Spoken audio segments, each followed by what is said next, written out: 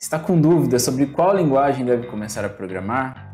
Eu vou te explicar nesse vídeo porque é uma excelente ideia começar a programar pelo JavaScript. Eu sou o Danilo. Se você quiser aprender sobre desenvolvimento de software e evoluir na sua carreira, já se inscreva nesse canal e ative o sininho para não perder nenhum conteúdo. O JavaScript ele tem uma tolerância a falhas que, para quem já é desenvolvedor, isso pode ser aterrorizante. Mas para quem está começando a escrever as suas primeiras linhas de código, cara, isso é um benefício. Bora para o conteúdo que eu vou te explicar um pouco melhor sobre isso. Eu separei 12 motivos que irão te ajudar a escolher o JavaScript como sua primeira linguagem de programação. Bom, o primeiro motivo é a tipagem fraca e a tipagem dinâmica. A tipagem fraca é basicamente, vamos imaginar o seguinte: você tem uma variável com o valor, um número 10, e você tem uma outra variável que ela é um texto com o valor 20, por exemplo. Então você tem o número 10 e um texto com o valor 20, né? Tá dentro dessa string, né? Você tem o valor de 20. Se você pedir para o JavaScript realizar uma soma, ele vai ver que o primeiro item, a primeira variável, ela é um número. Então ela vai tentar fazer uma conversão da segunda variável para número também. Então, como eu tenho um texto que é o 20, ele vai conseguir fazer essa conversão e vai conseguir realizar a soma, né, totalizando ali um valor de 30. Se você fizer o contrário, você pegar um texto e somar, né, usar o operador mais com o número 10, ele vai virar uma string no final das contas, ele vai virar um texto ainda, né? Só que ele vai ter o 20 e o 10, então vai virar 2010, né? Por exemplo, vai virar um texto com o conteúdo 2010. Então o JavaScript, ele tenta resolver as coisas, né? Para evitar de dar erro, de dar problemas, por isso que ele tem a tipagem fraca. E a tipagem dinâmica, imagine que você definiu uma variável, por exemplo, com o valor, uma variável chamada idade, né, onde ela tem ali 21, né, um número 21 que representa 21 anos, né. Só que quando você, lá no final, né, depois do seu algoritmo, lá no final, você quer usar essa mesma variável para, ao invés de ser um número, você colocar 21 anos, né, você quer imprimir isso em tela. Então, você pode, né, durante um momento ali do seu algoritmo, da sua programação, você realizar uma concatenação, né, do próprio valor dessa variável, que era 21, com mais o texto anos, né? Então, ele vai ficar 21 anos, né? Então, essa é o dinamismo. Então, você trocou a variável, que antes era um número, para um texto, tá bom? Então, isso é uma tipagem dinâmica, né? Veja só que isso é muito interessante, né? Para quem está começando a programar, que está focado na lógica, e tipo, para não ficar travada, né? Ela está correndo o algoritmo, está escrevendo ali o seu programa, mas ela chegou num ponto que ela teria, né, que ou criar uma outra variável, sair mexendo de repente em toda a lógica que ela já fez, não. Ela simplesmente ali no final ela quer mostrar como uma forma como um texto, por exemplo, né? Então o JavaScript te permite fazer isso, né? O segundo motivo é estrutura de dados simplificada. Perto de outras linguagens, o JavaScript tem uma estrutura de dados assim simples, né? Então você pode, por exemplo, basicamente, né, você tem ali os tipos, que é uma string, que é para você poder, os tipos de variáveis, né? Que é uma string que você pode armazenar textos, né? Você tem o tipo number, que é o número, né? Então você pode armazenar números, pode ser número inteiro, número com decimal, pontos flutuantes, né? Em geral. Ele tem o tipo boolean, que é o booleano, né? Ou seja, ele tem os valores de verdadeiro ou falso, né? True ou false. Data e arrays, né? Assim, basicamente são esses cinco tipos básicos, né?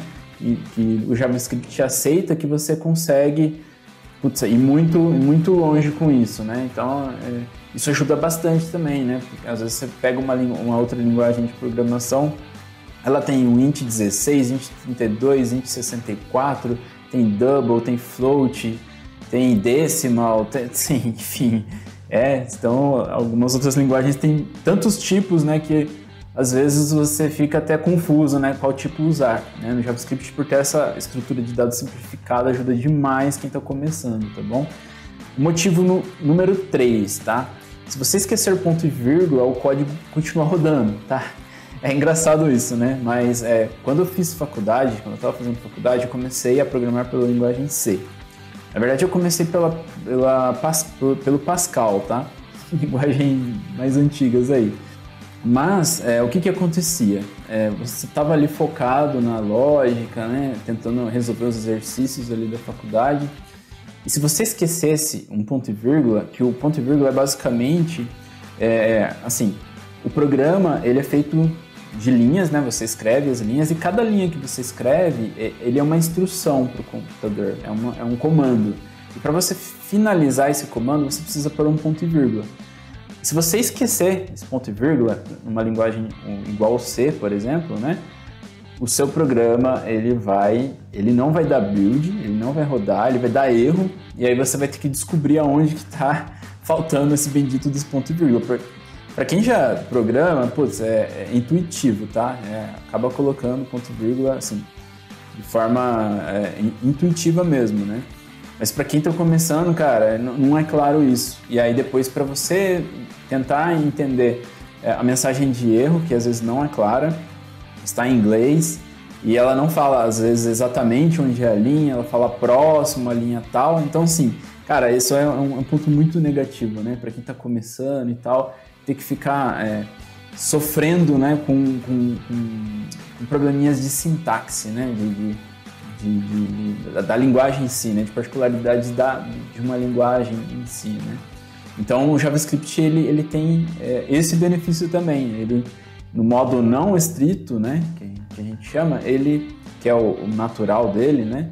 Ele permite você escrever as linhas, as instruções, os comandos, sem precisar encerrar ele com um ponto e vírgula, tá? Então, putz, isso ajuda demais, né?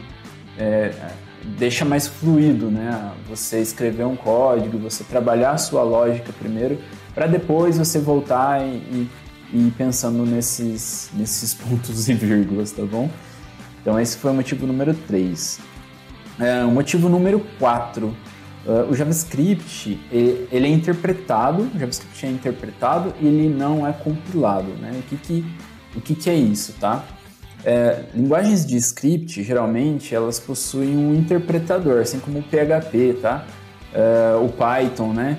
Então, você cria um script, esses interpretadores interpretam, né, esse script e rodam, né, o programa, eles executam o programa. Já uma linguagem compilada, igual Java, C Sharp, que mais? O Delphi, né? Essas linguagens, elas precisam pegar o seu script, né, aquele código que você escreveu, ele precisa fazer um processo de compilação, que é transformar aquela linguagem numa linguagem de máquina, né? Uma linguagem que a máquina compreenda. Então, esse processo de build, ele tem um custo, né? Um custo de máquina. A máquina precisa realizar esse processamento, ela precisa realizar esse build e também um tempo. Então, para quem está começando a programar, a coisa mais gostosa é você acabar de escrever um script, um código, e você já vê o resultado. Numa linguagem compilada, às vezes não é bem assim. Então, tem um processo ali de compilar, ele vai fazer umas checagens no seu código, aí se tiver algum erro, ele já quebra a compilação, ele não conclui a compilação, aí você tem que arrumar, né, o problema que foi identificado, depois tentar compilar de novo, aí tem um tempinho, até ele gerar essa linguagem de máquina, para depois você ver o seu programa rodando. Então, acaba sendo algo ruim, né, para quem está começando. E por ser interpretado também, né, as linguagens interpretadas, elas acabam, igual eu falei do custo, né, ela exige menos máquina, né. Então, para quem está começando, geralmente, não vai acabando investindo numa máquina, né, de, sei lá, um i7 de 16 GB de memória com SSD e tal, né, com mais performance para poder rodar um programa. Então, às vezes acaba começando com uma máquina mais simples, né, com um processador mais simples, menos memória. E uma característica muito boa das linguagens interpretadas é isso, tá? Ele exige menos máquina, porque ele simplesmente vai pegar um script e vai interpretar. Então, para quem está começando, tem uma excelente vantagem, sabe? Motivo número 5. Não precisa aprender orientação a objetos para começar a programar com JavaScript.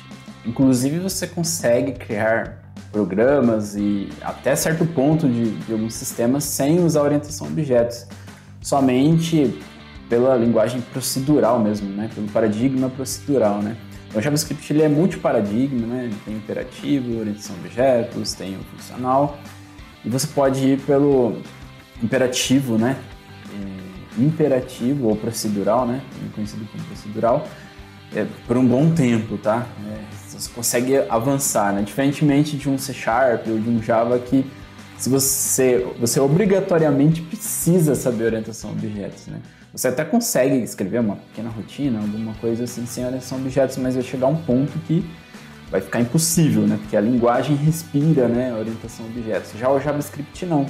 No JavaScript você tem esse benefício também, né? De você não necessariamente precisar escrever, né, programar orientado a objetos. Por quê? A programação orientada a objetos, ela tem uma curva de aprendizado, tá? Então, se você pesquisar aí, ou se você já conhece, você sabe que tem os pilares da programação a objetos, tem os conceitos e tudo mais, né? Então, isso acaba exigindo que você estude mais para começar a criar aí seus primeiros programas, os seus primeiros sistemas. Motivo número 6. O JavaScript é utilizado tanto no front-end quanto no back-end. Olha só que demais isso.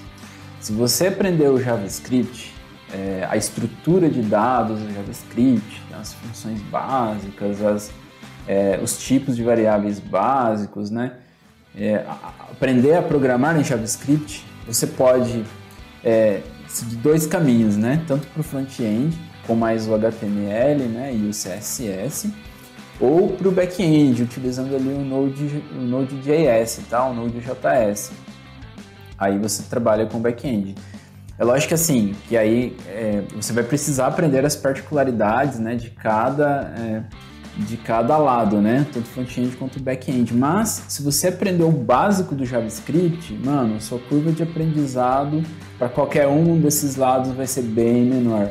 Inclusive, você pode aprender os dois, tá? Tanto front-end quanto back-end. Aí você vai se transformar num desenvolvedor full stack. Putz, olha só que massa, mano. Com uma linguagem só, você pode ir mais além, né? Então, esse é o motivo, assim, que mais me chama atenção, tá? Um motivo mais interessante, assim, que eu acho de você estar aprendendo JavaScript antes das outras linguagens, tá? Até mesmo porque quem começa por C# ou por Java, em algum momento vai ter que aprender o JavaScript, caso queira se transformar no desenvolvedor full stack, tá? Mas tem um motivo aí que eu vou explicar um pouquinho melhor sobre isso aí, tá bom? O motivo número 7 está muito relacionado com o motivo número 6, mas ele é mais relacionado ao quão rápido você consegue trabalhar, né, com arrumar um emprego, abrir portas, né, com o JavaScript, tá? Então, no front-end, unificando com mais o HTML e o CSS, você já consegue criar sites estáticos, né? Consegue criar landing pages, hot sites, você já consegue oferecer serviços, tá? Inclusive até conseguir, de repente, um emprego, né, em uma empresa pequena, né? Para fazer um site institucional, por exemplo, né? E no back-end, né, você aprendendo sobre API, né, sobre API REST, né, API REST, e mais o banco de dados, você aprender a salvar no banco de dados, né, fazer o CRUD que a gente fala, né, que é salvar, ler, atualizar e deletar dados, você também já consegue aplicar em vagas, né, você já consegue realizar trabalhos também, né? Então, o motivo número 7 está muito relacionado a isso, né? O quão rápido você consegue se inserir no mercado de trabalho, seja no CLT ou no freela, o que seja, tá? Então, você tem essa facilidade também com o JavaScript. Vamos para o motivo número 8.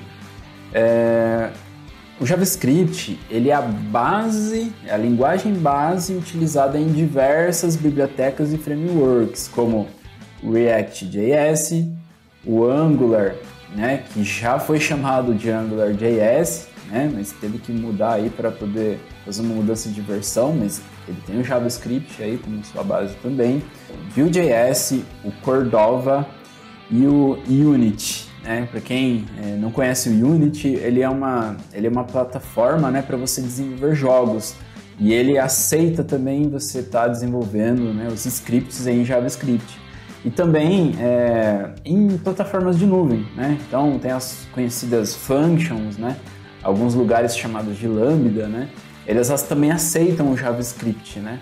Como como uma linguagem, né, para você tá criando, né? Então, olha a versatilidade, né, de você aprender o JavaScript. E no Cordova, por exemplo, ele é utilizado para estar criando aplicativos, né? O Cordova, ele basicamente pega um site, né? Você desenvolve um site com HTML, JavaScript e CSS. Ele pega esse site e ele consegue criar, né? Ele cria um aplicativo, né? Utilizando ali o esquema de WebView, né? Então você consegue criar aplicativos, né, usando também o JavaScript, né? E aí o Angular, o React, o Vue.js são para você estar criando ali SPAs, né, Single Page Applications, né?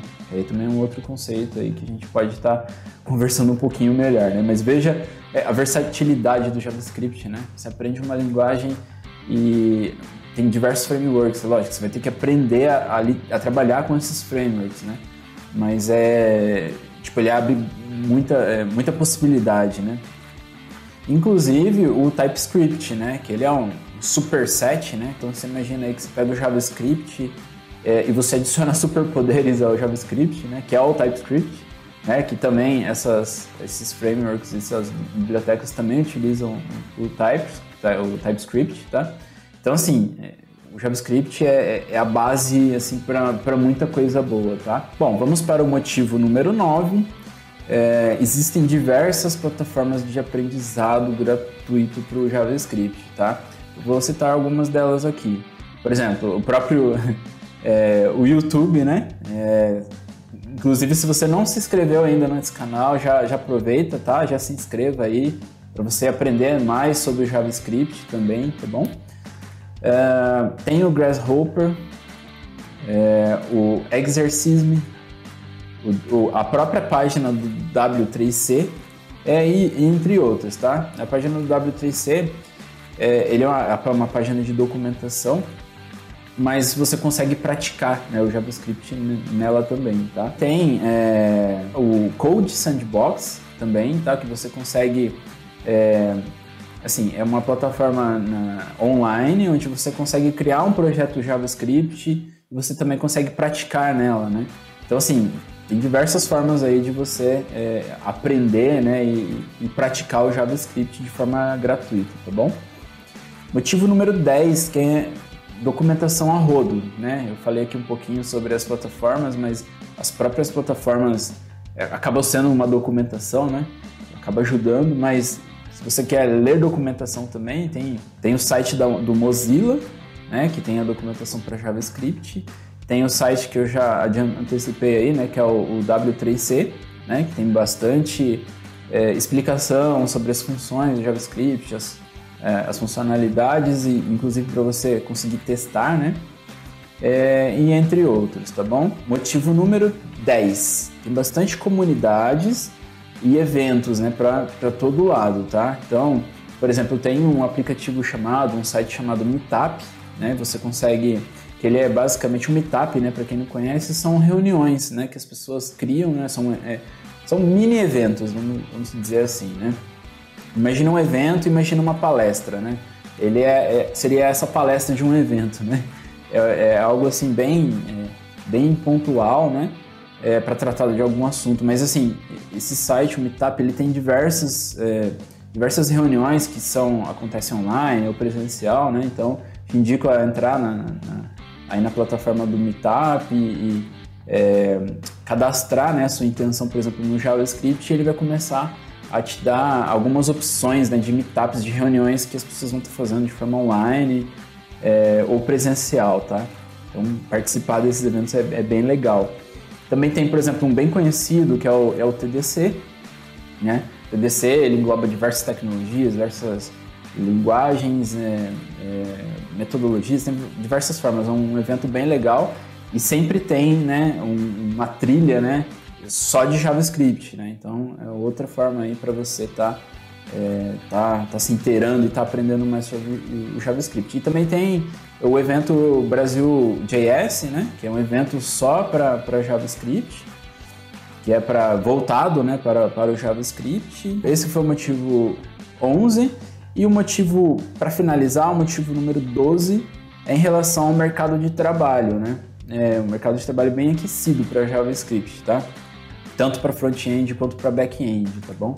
Então eu até comentei ali um pouquinho, né, no item 7, né, sobre as portas, né, que abrem, né, muitas possibilidades que o JavaScript, né, oferece, né? Um exemplo é você abrir aí o LinkedIn e pesquisar lá, desenvolvedor JavaScript. Você vai ver a quantidade de opções de vagas em empresas que precisam, né, de um profissional que conheça o JavaScript, né? Isso tanto aqui no Brasil quanto, né, internacional.